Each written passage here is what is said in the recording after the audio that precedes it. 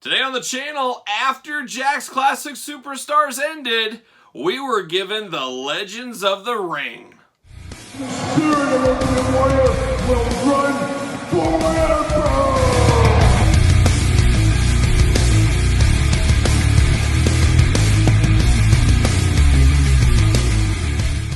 Welcome everyone, Kyle here. Welcome back to the channel for another deep dive. I almost want to say Jakks Classic Superstars, but we've turned a little bit here as we are discussing TNA Jakks Legends of the Ring.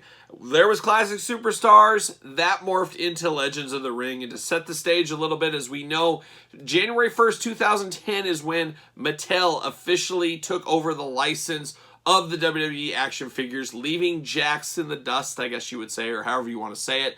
Jakks was no more, hence no more Classic Superstars. What did Jakks do? And obviously the announcement was much more before, it was farther before January 1st. We knew this was coming. We knew the day was coming, and a lot of stores had new Mattel product January 1st in the stores, the Toys R Us's, for example.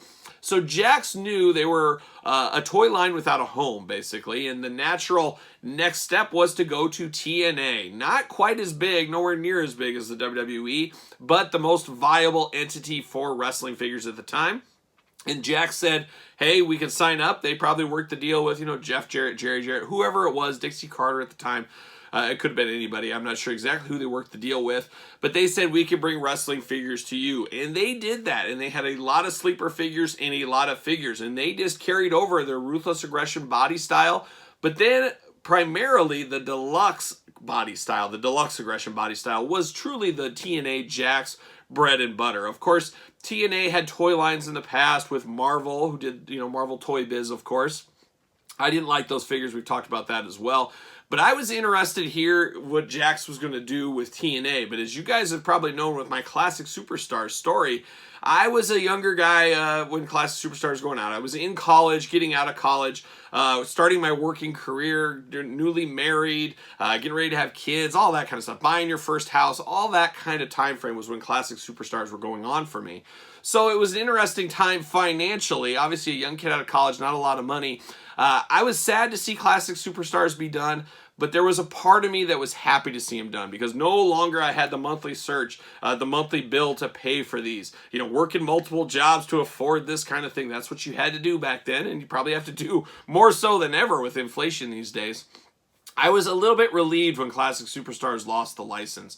Now, Classic Superstars is not a WWE term, so Jakks could have used, instead of Legends of the Ring, they could have went with Classic Superstars. And in hindsight, I think it was a mistake to drop the Classic Superstars. They should have went with Classic instead of Legends of the Ring, as Legends of the Ring, as we're going to see, didn't quite resonate like Classic Superstars did. They also did not have that WWE machine behind them, pushing them along like the Classic Superstars had. That being said, I still distinctly remember my first time seeing the Legends of the Ring figures at Toys R Us. I don't remember seeing them anywhere else.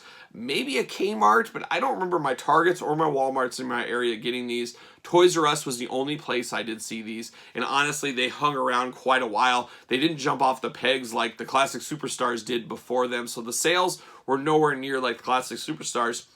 So you have to think these are a little bit rarer than a lot of the Classic Superstars. That being said, these are fairly getting up there in price now as we go on, but they aren't the most expensive figures of all time. And we will have a couple of videos here dissecting the Legends of the Ring. I really do feel they belong in this Classic Superstars lineup because they are in the same vein, the same idea, and actually bringing us superstars that we never got in Classic Superstars. So that was a big part of it as well. But an interesting time, 2010. A very interesting, somewhat forgotten line, the Legends of the Ring figures.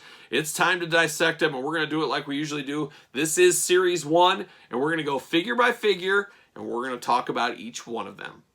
All right, we kick off the Legends of the Ring line with a heavy of heaviest hitters here. I think the TNA and Jakks team knew together that, hey, if we're kicking off this Legends of the Ring line, we've got to come out of the gates hot. We got to come out swinging. We got to make some noise, and we got to make an impression. And I guess the verdict's still out. Did they do that? Like I said, to me, they really didn't do that, unfortunately, and they should have, but it didn't happen. Maybe you have a different opinion. Feel free to leave it in the comments down below. But I remember these going to Toys R Us. I remember them hanging around for a while. I remember them selling, but I don't remember them just diving off the pegs and people trampling over each other like we saw with some of the Classic Superstars. Classic Superstars Series 8, for example, is a prime example of that. But they started off the Legends of the Ring line pretty hot with a pretty hot lineup. And like I said, we're going to go one by one here. We're going to start off with Hulk Hogan. If you're starting a new toy wrestling line off, especially in 2010 and before, and probably even now, to be honest with you, you can't do wrong with Hulk Hogan. Probably one of the Mount Rushmore of all times, as we talked about on the channel before. A very, very popular wrestler. It's somebody that brings a lot of eyeballs and a lot of notice and notification and everything else to your wrestling toy line you're trying to drop. And that's what we got with Hulk Hogan. Unfortunately, we didn't quite get the Hulk Hogan that most would think of in a first time in the line Hulk Hogan. We got old school Japan throwback. Great for somebody like Kyle that was all in on the Classic Superstars. Has a lot of incarnations of Hulk Hogan. I don't have a New Japan Hulk Hogan in his New Japan robe he used to wear. So this is a very, very cool one. And that being said, I'm still on the hunt for a loose one of these. I've decided over the last year, I'm going to piece together a loose set of the Legends of the Ring. I believe this is the only one I'm missing. So I need to pick this guy up one of these days soon. Playing a little of that long game, you know how it goes. But let's take a look at the packaging on these. Now you got the big window bubble, Hulk Hogan right in there. One thing I do not like is, okay, it's Hulk Hogan, but right here, it's like Hollywood Hogan, that TNA kind of Commissioner Hogan look there. They should have used a throwback photo of him. New Japan logo right here looks very strange, right next to that era of Hulk Hogan as well. So there's a little bit of a misstep right there in the pictures and the graphics, the art department. But that being said, I do like the idea of this Hogan. I think this is a cool one. Would have been great in Classic Superstars. We got that 1 of 100 Hulk Hogan when he was Terry Bollea with the big T with the real fur going on. But this would fit right in at home in the Classic lineup. So it does fit in the Legends lineup. I just don't know if I would have started Legends 1 with this. You got the 1 for the first series, of course. Beautiful packaging on these. I don't think they're quite as nice as the Classic Superstars, but they got a lot of different angles and divots to them, much like the Classic Superstars. So it does kind of, when you take a step back, it does kind of have that feel to it a little bit, but being totally different at the same time, which doesn't make a lot of sense, but I think you guys know what I mean. Hulk Hogan down here, got the little nameplate. These have been challenging. We're going to talk about that in one of the other Series 1 figures, but these nameplates are a little bit challenging from time to time. Legends of the Ring in the yellow and red, and then I like the ring ropes behind Hulk Hogan as well. Like I said, a lot of divots and places for dust and dirt and dings to happen, unfortunately, on these. Legends of the Ring Series 1 on the side. Legends of the Ring Series 1 on that side going a different way. 8 and up on these toys, of course. And then the back, you got the big old cross cell. You got the glamour shot of the Hulkster action figure with no robe. And I like the little spotlight they got going on there for him. Warnings, UPCs down by my hand. And then the cross cell. We're going to talk about Series 1 in this video. But not a lot going on the back. A blurb would have been nice. There's a lot of people that don't know anything about Legends of the Ring. And they don't know anything about Hulk Hogan in Japan. So maybe a little blurb here, a little story time, wouldn't have been a bad thing for me. But still, a cool piece of history. Hulk Hogan completionist, you got to get all over this, of course. This is a must-have. And a deep-cut Hulk Hogan, which somebody like me appreciates. Not sure the general public does. But there's Hulk Hogan. Let's take a look at the next one. All right, next up in Series 1, we got old Big Sexy himself. We've got Kevin Nash. And I talked about with the Hulk Hogan how the nameplates get disheveled. Well, there's a perfect example. That Kevin Nash is disheveled right there. I see a lot of these on card with this little nameplate up by their face, up all over the place. That is a little bit of an ugliness to the set here. And it's, of course, tape and glue wearing out over time, making that happen. And I've tried everything I could do to shake him back into place, and it just kind of makes it worse. So I don't know. I probably could work on it a while. Maybe I will one of these days. But that is eye-catching. It does take you away from the figure a little bit. Once again, you get Kevin Nash looking nothing really like the figure here. This almost looks like Kevin Nash from the Punisher movie. If you guys ever saw the Punisher movie, he's kind of got that haircut going on. A pretty by-the-book Nash. It definitely looks like Nash. You got the Nash on the singlet he's wearing there, and he's got the jeans going on. but a pretty plain Jane, an okay figure, but nothing great out of this one. I don't think this would be in my top 5 or 10 Kevin Nash figures of all time. Who knows? Maybe I'd have to put the pen to the paper. But not the most special figure we've ever got, I would say. Series 1 logo right there. We talked about his glamour shot right there, but then you get the TNA logo. This represents his time in TNA. So yes, he is a legend of the ring, but not quite a legend as far as TNA goes this time. This is just a modern day Kevin Nash. Could you have given us a Vinny Vegas and just called him Kevin Nash but looked like Vinny Vegas? I would have liked that idea a little bit more. But once again, maybe that was too deep of a cut for Series 1. They had to go in with a big hitter like Kevin Nash. Packaging same as Hogan throughout. On the back, cross-sell going on, as you can see to the side. And then we got Kevin Nash under the spotlight. And that's about it. Once again, TNA Legends of the Ring, warnings, UPCs. Legends of the Ring on the side. Legends of the Ring on the side. Nothing too special, no bells and whistles, anything like that. So there it is. There's Kevin Nash. Let's take a look at the next one. All right, next up, it's Sting! And this is really the jewel of the lineup here. Now, this is what they needed to hit this set off hot, as we've always listed, and I'll do a top 5 or a top 10 eventually on the channel, of classic superstars we wish we had. Sting is on many of those people's lists. Of course, Sting, one of the all-time greats. Another brother in paint, of course, as we would call him. Sting, very, very iconic. And a lot of people are very fond of the Crow Sting. People of my age and maybe others really do like this era Sting. Surfer era Sting, when I was a little kid in, 2nd, 3rd grade, 4th grade, until he changed, honestly, I was all in on Surfer Sting. I love Sting. I had a gerbil as a kid. I named him Sting, and everybody would come over and see your gerbil and say, Sting, are you a big Police fan? I said, I don't know what you're talking about. I'm a Sting fan, not a Police fan. What does that even mean? Because I didn't know about Sting and the Police, and honestly, I don't like Sting. I don't like his music. I don't. Police, not for me. Roxanne, turn off the red light all day long. I don't care what's going on. I don't like Sting. But I like Sting the wrestler. I'm all in on him. And like I said, this is what you needed to kick off a line. A figure people have been wanting for a long time. Scaling with our Ruthless Aggression style figures. Surfer Sting coming in hot. This was perfect. This was one.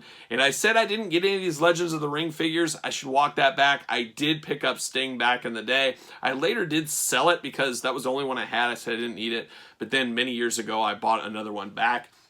And this one is actually autographed, which is a little weird. It is a sample, not for sale. And I got this cheaper than a traditional regular one. So I said, well, I guess I'll take it. But it's got Sting in black Sharpie there, kind of right around his chest, you can see. Once again, I don't like the dynamic there of Sting in the Crow Sting makeup and stuff, and then you get old school Sting here. It just doesn't make sense to me. Maybe they couldn't license a picture, they couldn't figure it out. I don't know what the real reason was there, but it is a miss on the packaging. You got Series 1, Sting logo, NWA logo, which fits with Surfer Sting, but not Crow Sting, really. I mean, NWA TNA, I get it a little bit, but just weird packaging, just strange. But I like the packaging, but it's strange. Legends of the Ring at top. You got Surfer Sting in there looking good. I like the orange boots. Love the blue pants. Just great Sting. It's a good Sting. Maybe a hair tall. He does feel a little tall. But I'm not going to complain. We waited a long time for a Sting like this. Very cool to get this in the Jakks Ruthless Aggression style for sure. So there's Sting right there. And on the back, cross-sell, a little bit over here. No blurbs, nothing like that. Sting in the spotlight. Warnings, UPCs down below. Not a lot of action adventure here, but very cool to get this Sting. I don't know if it's the most iconic look to Sting either, though I don't really remember the blue and the orange being one that really stands out. Like, when he first won his title, that's a big one, of course. And some of the ones we got later on in Mattel were really standout attires. But this is cool nonetheless. I'm happy they made this. This is the crown jewel of Series 1, if you ask me. And that is my boy, Sting. All right, next up in Legends of the Ring Series 1, we've got Kurt Angle. And I have to say, out of all the figures in Series 1, this was the least special of the bunch. Kurt Angle, big time deal in wrestling in 2010, throughout the 2000s really. He was a crown jewel. He was a heavy hitter. He was a huge pickup for TNA as well. He does belong in the Legends of the Ring, and I think if Classic Superstars were continuing, we would have saw Kurt Angle enter into the Classic Superstars. But I can see why TNA Jakks would put him in Legends of the Ring. He was their biggest star in TNA, arguably at the time as far as what goes on, coming off the WWE run, things like that. Huge star. They have a million molds of him from all the Ruthless Aggression figures. This was probably the easiest figure for them to make. There wasn't a ton of bells and whistles added to this, and for that reason, this was usually the cheapest and the one that sold the least, because so many collectors had so many Kurt Angles that were really basically similar to this, and this was a downgrade from even some of those. So this one didn't feel all that special. It really just felt like a filler to the line at the time. But Kurt Angle completionists, Kurt Angle fans, you were happy for it, and I understand all that as well. But against some of the other ones in the line, not as special. I kind of put this one with the Kevin Nash on about an even playing field. Once again, you get number one there. New Japan, King of Sports Pro Wrestling, Kurt Angle down here is what this is based off. So I don't know if he wore this outfit in New Japan. I don't know. It would be cool to get a Brock Lesnar New Japan around this time. And for some reason, I felt like there was some rumors he was going to be in a Legends of the Ring line at one time. But I don't know. That was probably just internet rumors.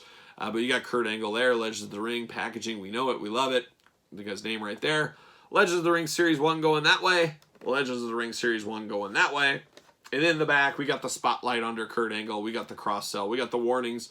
We got the UPCs, and we got it all right there. So Kurt Angle, like I said, not super special when you have all the Jakks ones we've gotten over the prior years, but still cool enough to be a part of TNA Legends of the Ring. All right, we finish up TNA Legends of the Ring Series 1 with Double J, Jeff Jarrett. And this one was very interesting. This is one of the ones that caught my eyes. Jeff Jarrett, to this day, is one of the most underutilized big-name talents in the action figure world. Of course, he got bendies back in the day. He has major bendies coming. I think he's probably had a micro brawler by now, you would assume. I don't know. I don't really keep super up to date on the micro brawlers. We had this one. We've had bone crunchers, but we really could use an ultimate style or an elite style figure of Jeff Jarrett. Hopefully one of these days that happens. Maybe it'll be Cella Toys. Who knows? We know Zombie Sailor does have a retro style figure coming eventually. So there is some Jeff Jarretts, but not a lot of these. And I was very fortunate to find two of these loose for $1 just a couple of months ago. Brand new, out of the package, minty mint in a dollar bin at a toy store. Very happy to get those Jeff Jarretts as I was on the look, playing that long game for a loose version of this to go with my mint on card version. Now, when you think Jeff Jarrett, there's not a lot of people that think this Jeff Jarrett. Unless you grew up watching Memphis wrestling.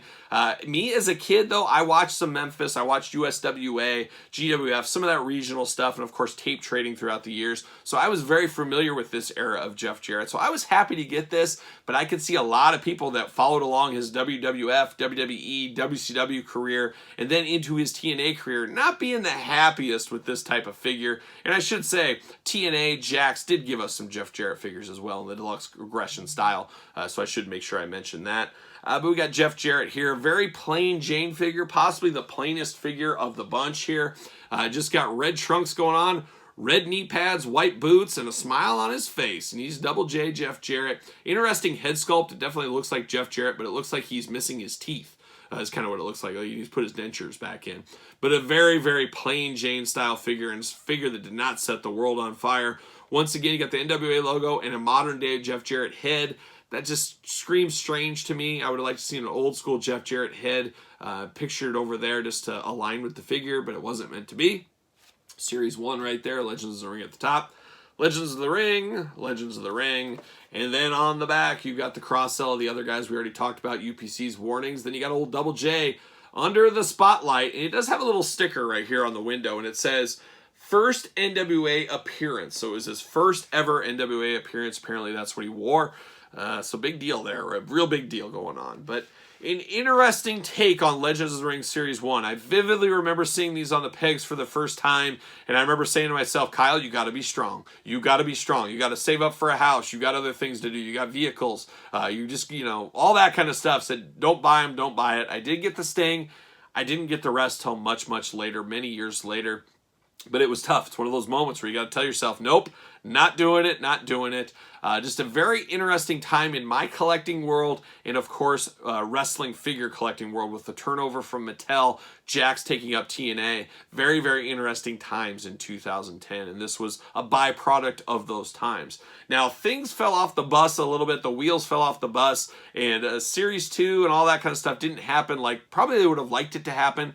We ended up getting single exclusives in regular series, and we're going to talk about that in next week's video, as we're going to talk about 2 of the one-off figures that came, and then there's a lot of exclusive figures as well. So we'll put those all, bundle those all into a video and kind of discuss through that and some of the changes. And really, this line barely got off the flight deck. It didn't really get very far. It pretty much fizzled pretty fast and didn't go anything like the Classic Superstars line. It was a valiant attempt. It just didn't happen. And like I said, in hindsight, it makes me wonder if this was Classic Superstars branded, could they have continued that line? Could have went on? I think it probably could have. But it's one of those questions we'll never know the answer to. So there it is. That's Double J and the rest of Series 1 TNA Legends of the Ring. What are your guys' thoughts? Leave them in the comments. Did you pick them up? Did you pass on them? Did you know these even existed? Let me know in the comments down below. Don't forget to like this video. Don't forget to subscribe to the channel. Hit the old notification bell, as you won't want to miss the next video in this series. And of course, follow along on Patreon, where you get this video and a lot of other videos much, much earlier on the Patreon channel. And then, of course, follow along on social media at SirPaul64 on Twitter, Instagram, _Kyle_Peterson, and ProWrestlingTees.com. Search Kyle Peterson. So for Jakks Legends of the Ring Series 1, I am Kyle. See you guys all real soon.